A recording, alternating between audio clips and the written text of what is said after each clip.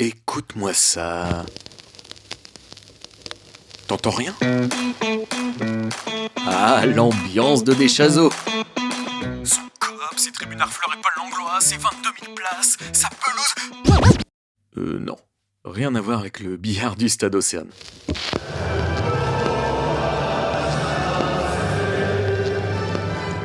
Bon, je te rassure, Le Havre jouait déjà avec son maillot bleu ciel et bleu marine. Mais est-ce que tu sais d'où viennent les couleurs historiques du HAC? Non? Alors écoute-moi ce maillot.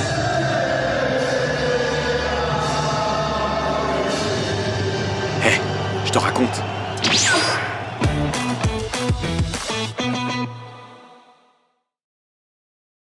Le Havre Athletic Club, HAC. C'est son petit nom du côté de la porte Océane. Le HAC, si tu préfères, c'est deux couleurs, deux nuances de bleu, le ciel et le marine. La légende raconte que ce sont les couleurs de deux universités anglaises, Oxford et Cambridge. Et cette légende, elle remonte au 19e siècle. Oxford et Cambridge s'affrontent à coups de rame. Enfin, façon de parler. C'est plutôt une course d'aviron sur la Tamise, à Londres. La Boat Race. Yeah. Cette course, elle a lieu tous les ans, au printemps, depuis 1856. Mais c'est 20 ans plus tôt qu'elle prend des couleurs. On est en 1836 donc, un rameur de Cambridge accroche un ruban bleu ciel à la proue de son embarcation.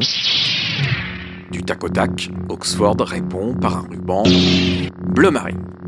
Chacun sa couleur et ça fait bientôt 2 siècles que ça dure. D'accord, mais c'est quoi le rapport avec le HAC? Eh bien le rapport, c'est que le club normand est fondé par des universitaires britanniques. Faut se remettre dans le contexte. On est à une époque où les marins anglais exportent le rugby et le foot dans les principaux ports européens.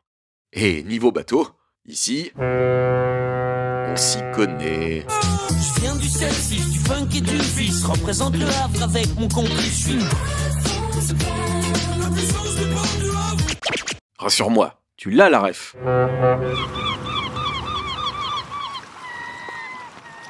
Fin 19e, le ballon rond traverse la Manche, direction la Normandie. Officiellement en 1872. Officiellement parce que les historiens ne sont pas tous d'accord pour dire si la section foot du club doyen a bien été créée cette année-là, ou bien plus tard, en 1894. Ce dont on est sûr, par contre, c'est que le premier président du HAC joue au rugby. Il s'appelle Frederick Phil Longstaff, et il porte les couleurs de l'université de Cambridge. Le bleu ciel, si t'as bien suivi. Sauf que certains membres fondateurs du club viennent d'Oxford, et eux, forcément, ils s'imaginent en marine. Alors, on joue comment? En ciel ou en marine? Réponse de Normand, tête bang bleu, tête bang bleu.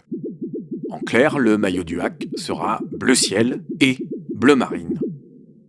Ce compromis daterait du 15 avril 1891, daterait parce que, là encore, on n'en est pas sûr à 100%, mais c'est ce que raconte dans un livre l'ancien président André Vassenet en 1948. Et ce livre alimentera la légende. Maintenant que ses fondateurs sont d'accord sur ces couleurs, reste à les porter. Il y a plusieurs versions du maillot ciel et marine. La plus célèbre, c'est cette séparation verticale en 2 moitiés égales. Bleu ciel à droite, bleu marine à gauche. Ou l'inverse, selon les saisons. Et parfois, un mélange dans la même équipe. Ces fameuses bandes verticales, on les découvre en photo dès 1899.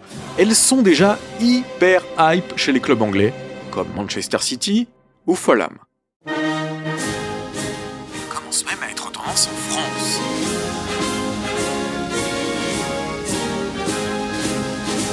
Figure-toi que l'un des premiers clubs de foot à Paris porte cette séparation ciel et marine.